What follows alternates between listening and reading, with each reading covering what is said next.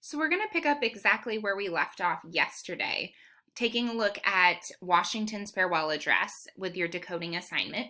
So make sure as you are watching this video, you have your annotations pulled up so you can be checking your work and making sure that you have the correct answers in place. So we're going to pick up in the portion where it says those entrusted with the administration of a free country should be cautious and confine themselves within their respective constitutional spheres.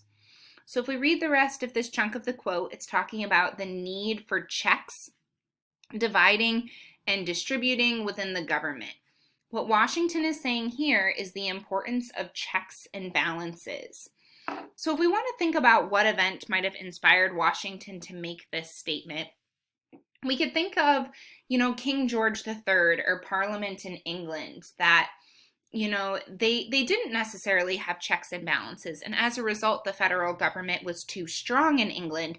So Washington is just warning Americans that we need to make sure that the checks and balances stay in place so that the powers stay confined to their correct branch of government. If we continue, this portion here, Washington is talking about cherishing public credit. He's talking about avoiding an accumulation of debt. He talks about in order to pay off your debt, you have to have some form of revenue. Therefore, you have to have taxes. He even says, taxes are inconvenient, they are unpleasant, but nevertheless, we need to have them. So if we're going to summarize that, we could say something like avoid debt, so raise government money with taxes. What event influenced this advice? You could actually have multiple things here. You could talk about the Whiskey Rebellion, that he's saying you need to pay your taxes. You could talk about the national bank, this idea of, having public credit in a bank. You could talk about the Revolutionary War debt. Any of these would be options that Washington is kind of drawing from or experiences that is making him give this advice. In this paragraph here, we hear him talking about foreign affairs, and he's saying we need to observe good faith and justice to all nations, and we really need to steer clear of permanent alliances.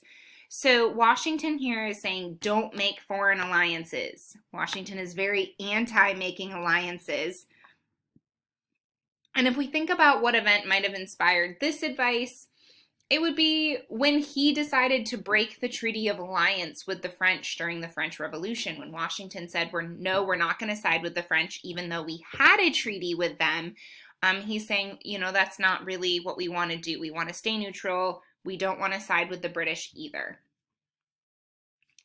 This portion of the assignment, he's talking about foreign affairs as well, only this time he's talking specifically about avoiding war, right? Avoid the necessity of overgrown military establishments. He's saying don't make a strong military, right? A strong military kind of draws you into foreign affairs. It kind of engages you in different types of warfare. And so if we think about that, what event might have influenced this advice? He's really probably thinking about Great Britain. Great Britain had a strong military, and as a result, was always involved in foreign wars, and Washington is saying we don't want to be like that. One of his main pieces of advice is this portion right here where he talks about parties, meaning political parties. They agitate, they create jealousy. Political parties can open the door to foreign influence and corruption. So ultimately, Washington here is saying don't make political parties. It creates tension within the country. It opens the door up to foreign influence and corruption. So this quote here, he's saying don't make political parties. And the obvious event that's influencing this advice is really the fighting that's happening between Jefferson and Hamilton. Washington is seeing it take place, and he's seeing Jefferson kind of forming the Democratic Republicans and Hamilton forming the Federalists, and he's getting concerned about this, and he's saying we can't really have this, happen. Don't make political parties. It's going to divide the country. Of course, unfortunately, once he leaves office, we get the first political party, so they don't really listen to him. Finally, the last piece of advice we have here, Washington is talking about religion and morality. And he's saying that politicians need to respect and cherish religion and morality. They need to have a moral compass as they are governing. It is ultimately religion and morality are the basis for justice. So he's really encouraging whoever comes after him, that this leader ought to have religion or morality guiding their decisions. And I think there could be a couple events that is influencing this advice. We could talk about King George III in England. Maybe he's feeling like they had a lack of morality, those leaders.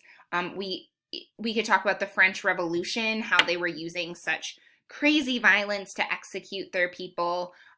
This one's a little less clear what Washington might be drawing from, but either of those two would work as well.